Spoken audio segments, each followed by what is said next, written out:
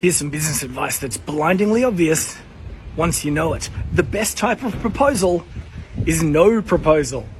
And that is because the purpose of a proposal is to answer 4 questions. And if you can answer those questions without a proposal, you don't need a proposal. You could just have a video or a long form landing page or even an elegantly crafted letter, and you won't need to pull together a proposal at all. However, if you are pulling together a proposal and you want to answer these 4 questions, here's a framework. All right, the first question is, what will I get? It's the first question that your customers or clients want to know the answer to. What will I get? Which is why most proposals begin with objectives. Here's a little way to shortcut this process. Write down outcomes, things, and feelings. Outcomes, things, feelings. Write down 3 dot points for each of those, because people want outcomes. They want to know how you're going to deliver things, and they want feelings. They want to be taken from an A state of sadness to a happy state of joy and jubilation. Outcomes, things, and feelings. That way, when you hit the objectives page at the beginning of your proposal, you can write outcomes, they're the objectives, things, they're the deliverables, feelings, then add a testimonial. Section 1 done. The next question that people ask is, will it work for me? Is it right for me? And they're looking for use case certainty. If people are looking for use case certainty, here's what you can do. You can write a situation analysis. That is a breakdown of their industry, where they're at, and it demonstrates that you have an understanding of their problem. Or here's what I like to do.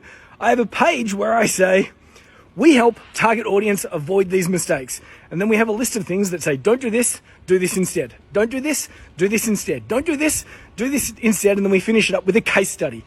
Not a testimonial, a case study, which shows how someone was making those mistakes and then didn't make those mistakes, followed our process, and then got an outcome. That is section number 2. Will it work for me?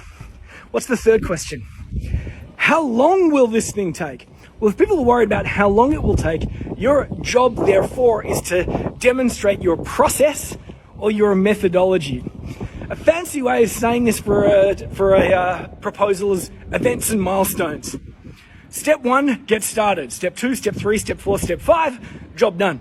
Now, again, as you break down these events and milestones, you'll be identifying deliverables and outcomes, which you might then add to the first section of your proposal. The fourth question is, how much effort will I need to put in? That's the fourth question, how much effort will I need to put in?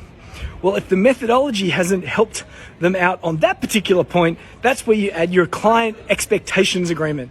And the client expectations agreement says, here is what we expect of you, here's what you can expect of us, here is what we won't expect of you, here is what you should not expect from us. And then you've answered those 4 questions.